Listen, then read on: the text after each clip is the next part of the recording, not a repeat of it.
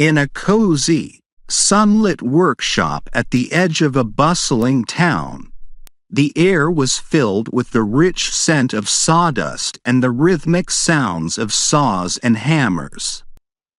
The workshop, a blend of tradition and innovation, housed a variety of wooden creations, from delicate carvings to sturdy furniture. Amidst this environment, two carpenters, Lisa Bennett and Tom Harris, worked diligently on their respective projects, sharing stories and techniques as they transformed raw timber into beautiful pieces of art. Tom, there's something incredibly satisfying about working with wood. Each piece has its own character and story. What drew you to carpentry in the first place? For me, it was the idea of creating something tangible and lasting. I've always loved the idea that the work we do could be around for generations. What about you, Lisa? What made you choose this craft? It was a combination of the artistry and the craftsmanship. I love the process of transforming a raw piece of wood into something beautiful and functional. Plus, there's a certain serenity in working with my hands and seeing a project come to life. Question: Tom, in your opinion, what is the most rewarding aspect of being a carpenter? A, the creative process. B, the satisfaction of completing a project. C, the knowledge that your work will be used and appreciated by others. Answer: C, the knowledge that your work will be used and appreciated by others. Lisa, I think the most rewarding aspect is knowing that our work will be used and appreciated by others. Option C, it's fulfilling to think that something we made with our own hands will become a part of someone's life, whether it's a piece of furniture, a decorative item, or a functional piece. I completely agree, Tom. It adds a personal touch to our work, knowing that we're contributing something meaningful to people's lives. Exactly. It's not just about the craft itself, but the impact it has on others. Their conversation flowed naturally as they shared their experiences and the various projects they had worked on. They discussed the challenges and joys of carpentry, from the initial design phase to the final product. Speaking of challenges, Tom, what do you find to be the most difficult part of a carpentry project? I'd say the most challenging part is ensuring precision and accuracy in every cut and measurement.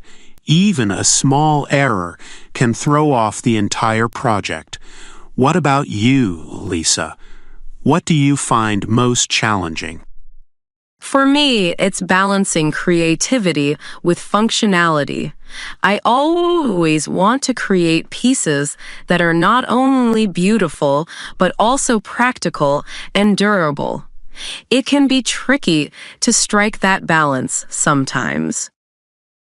Question: Lisa, how do you manage to balance creativity with functionality in your work?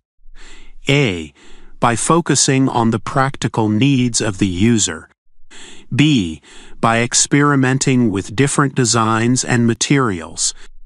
C, by continually refining your techniques and skills. Answer: A, by focusing on the practical needs of the user. Tom, I managed to balance creativity with functionality by focusing on the practical needs of the user. Option A, understanding how a piece will be used helps guide the design process and ensures that the final product is both beautiful and functional. That makes a lot of sense, Lisa. Keeping the end user in mind is crucial for creating pieces that are not only artistic, but also practical. Exactly. It's about making sure that our creations serve a purpose and bring joy to those who use them. They delved deeper into their shared passion for woodworking, discussing various techniques they had learned over the years. They exchanged tips on achieving precision, experimenting with different materials, and continually refining their skills. Tom, I've been thinking about how technology has influenced our craft. While traditional methods are invaluable, there are some modern tools that have made certain tasks easier. How do you feel about incorporating technology into carpentry? I think it's a double-edged sword. On one hand, technology can significantly improve efficiency and precision. On the other hand, it's important not to lose the traditional skills and craftsmanship that define our work. Question.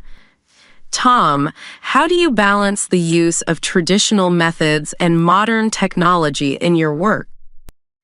A. By using technology for repetitive tasks and traditional methods for detail work. B. By continually learning and adapting to new tools. C. By integrating both approaches to enhance the overall quality of the work. Answer. A. By using technology for repetitive tasks and traditional methods for detail work. Lisa, I balance the use of traditional methods and modern technology by using technology for repetitive tasks and traditional methods for detail work. Option A. This approach allows me to maintain the craftsmanship and attention to detail while benefiting from the efficiency of modern tools. That's a smart approach, Tom. It ensures that we keep the essence of our craft while also embracing the advantages of technology. Exactly. It's about finding the right balance to enhance our work without compromising on quality. They shared their experiences with various tools and techniques, discussing how they had adapted to changes in the industry while staying true to the core principles of their craft. Tom, what advice would you give to someone just starting out in carpentry? I'd say the most important thing is to be patient and persistent.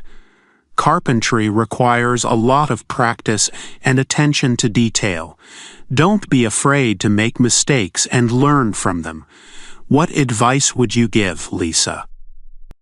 I would tell them to always keep learning and be open to new ideas. The more you experiment and push your boundaries, the more you grow as a craftsman. They concluded their discussion, feeling inspired and motivated by their shared passion for carpentry. They looked forward to continuing their journey, creating beautiful and functional pieces that would be cherished for years to come. As the sun began to set, casting a warm glow over the workshop, Lisa and Tom resumed their work with renewed enthusiasm, their hearts filled with pride for their craft and the legacy they were building with each piece of wood they shaped. Here are 5 words and phrases related to the theme of Carpenter's workshop. Traditional methods. Time-honored techniques passed down through generations of carpenters. Modern technology. New tools and machines that enhance efficiency and precision in woodworking. Practical needs, the functional requirements of the user that guide the design process. Craftsmanship, the skill and artistry involved in creating high-quality wooden pieces. Legacy, the lasting impact and heritage of the work created by carpenters.